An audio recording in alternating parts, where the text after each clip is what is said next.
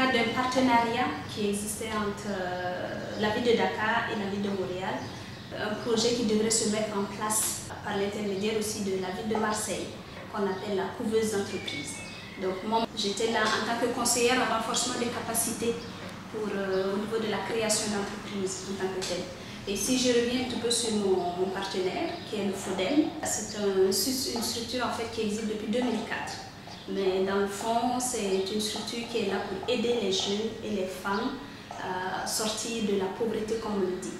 Donc, en passant par des accompagnements, par du financement, et puis aussi par, je dirais, de l'accompagnement au niveau de la création d'entreprises. Aider ces jeunes-là, aider ces femmes-là à avoir des petits projets, comme on le dit, au niveau des 19 communes de la ville de Dakar, pour mettre en place en fait quelques activités qu'elles pourront, ces femmes ou ces jeunes pourront en fait se sensibiliser là-dedans, se concentrer pour avoir un peu de revenus pour subvenir en fait à leurs besoins.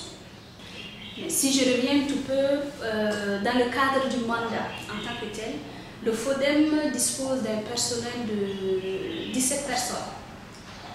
17 personnes, je prends l'organigramme, c'est de la directrice jusqu'à la caissière. Et le FODEM travaille avec la MECNU, parce que le FODEM en tant que tel, elle-même ne peut pas se financer, elle n'a pas cet accord-là. Donc la MECNU en fait est une structure de financement intégrée juste pour les membres des agents de la ville de Dakar. Donc en passant par la MECNU, le FODEM finance en fait toutes les activités des jeunes et des femmes au niveau des 19 communes.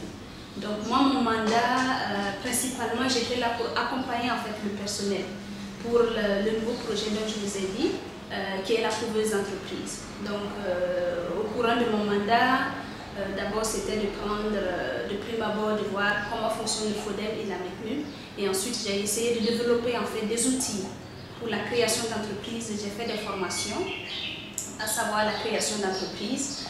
Elle disposait déjà des chargés de projet, mais en tant que tel, avec le nouveau projet qui arrivait, la couveuse, c'était dans le cadre de rassembler en fait 40 porteurs de projets que le FODEM allait accompagner durant au moins 1 à 3 ans et accompagner ces gens-là, des femmes et des jeunes, à faire sortir leurs idées de projets et aussi des outils pour leur permettre de monter ça à l'intérieur de la ville de Dakar. Donc, j'accompagnais le personnel à savoir, quand une personne présente une idée, comment cette idée-là, on peut le transformer en entreprise plus tard. Donc, vu l'idée, toutes les étapes, l'étude de marché, le bilan, le compte de résultat,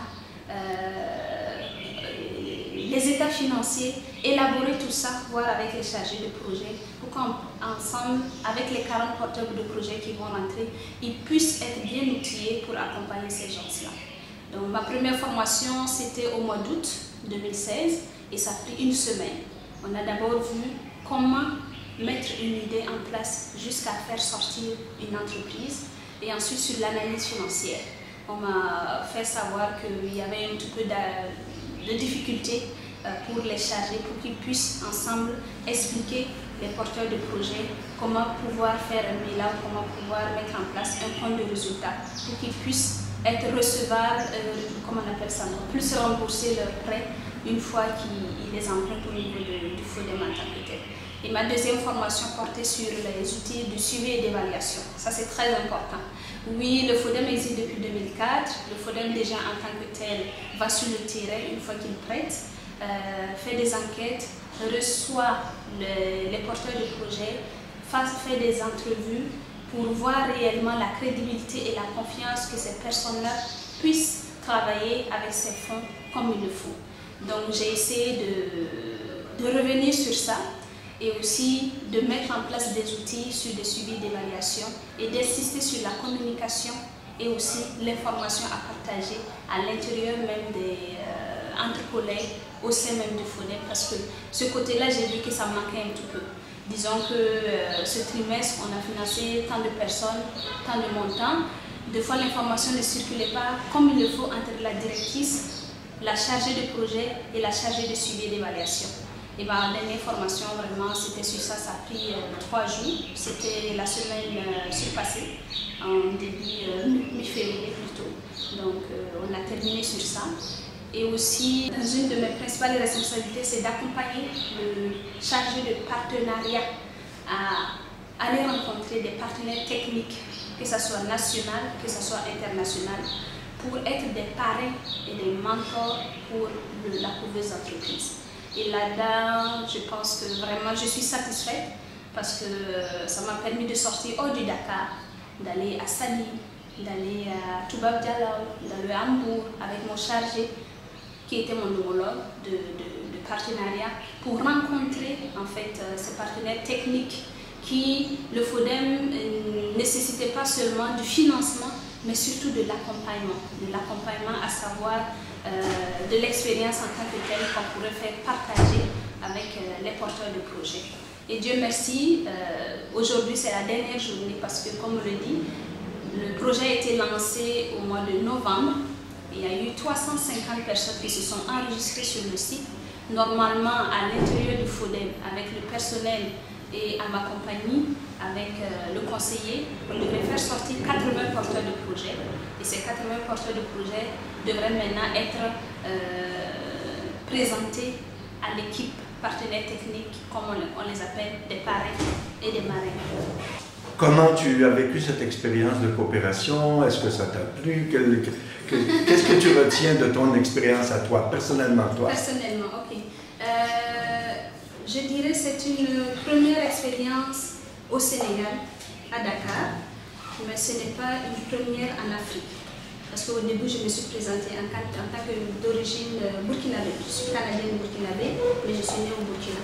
Et à la fin de ma maîtrise, qui est portée sur les projets internationaux, le financement des projets internationaux, j'ai eu la chance de rentrer chez moi et de faire un stage pendant 6 mois qui s'est transformé plus tard en 1 an et demi. Donc c'est ma deuxième en Afrique, je peux dire. Mais au niveau du Sénégal, c'est ma première. Et il y a beaucoup de choses qui restent là dans la tête, dans le cœur. J'ai aimé l'environnement, j'ai beaucoup collaboré, j'ai beaucoup coopéré, que ce soit au niveau de l'équipe CECI, qui m'a beaucoup aidé, supporté, accompagné. J'ai eu une équipe très extraordinaire aussi au niveau de mon partenaire, parce que j'ai eu quand même la chance par rapport à d'autres d'avoir une équipe jeune, dynamique, je veux dire dans la trentaine, dans la vingtaine. Donc il y a cette synergie déjà qui était là, donc c'était plus facile pour moi de m'intégrer et de vivre et de partager et d'avoir ce qu'il me faut comme outil pour pouvoir faire partir de cette belle équipe et mettre en place ce qu'il faut comme le mandat demandait. Donc là, je pense que c'était une belle expérience et puis j'aimerais la revivre. Merci beaucoup. J'aimerais la revivre. Et là, ça m'a permis aussi ce mandat, avec ces formations-là, de découvrir d'autres qualités en moi, dont l'équipe m'en a fait part, à savoir l'enseignement. Donc ça, c'est des choses que je verrai plus tard.